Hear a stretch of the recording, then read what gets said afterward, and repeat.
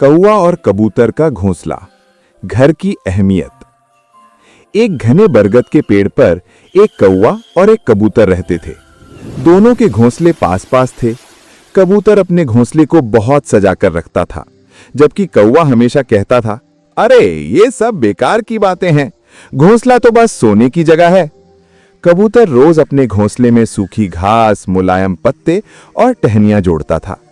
वो सफाई रखता और ध्यान देता कि कोई दरार न रहे। कौवा उसे देखकर हंसता, अरे इतनी मेहनत क्यों करता है भाई, उड़कर कहीं भी सो लिया करो। कबूतर मुस्कुराता और कहता, कौवे मित्र, घर सिर्फ रहने की जगह नहीं, अपनापन और सुरक्षा की जगह है।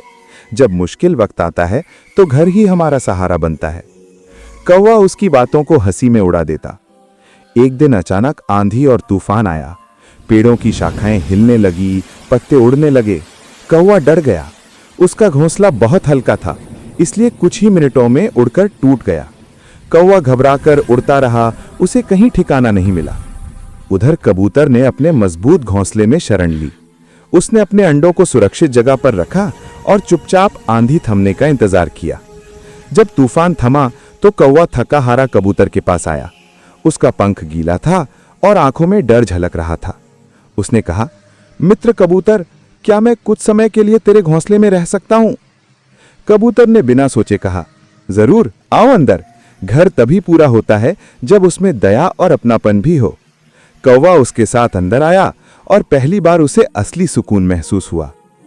कौवे ने चारों ओर देखा। घोंसला सुघड़ था, गर्म और सुरक्षित।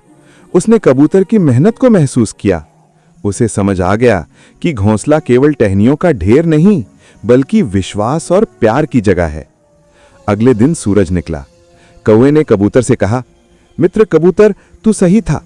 घर की अहमियत तभी समझ में आती है जब उसे खो दिया जाए। अब मैं भी एक मजबूत और सजा हुआ घोंसला बनाऊंगा। उस दिन से कौवा भी मेहनत करने लगा। उसने अपने घोंसले को प्यार और ध्यान से बनाया। अब जब भी कोई पक्षी उड़ता हुआ कहता, इतनी मेहनत क्यों, तो कौवा मुस्कुराकर जवाब देता, घर मेहनत से नहीं, दिल से बनता है। घर सिर्फ दीवारों या टहनियों से नहीं बनता, ये प्यार, सुरक्षा और अपनापन से बनता है।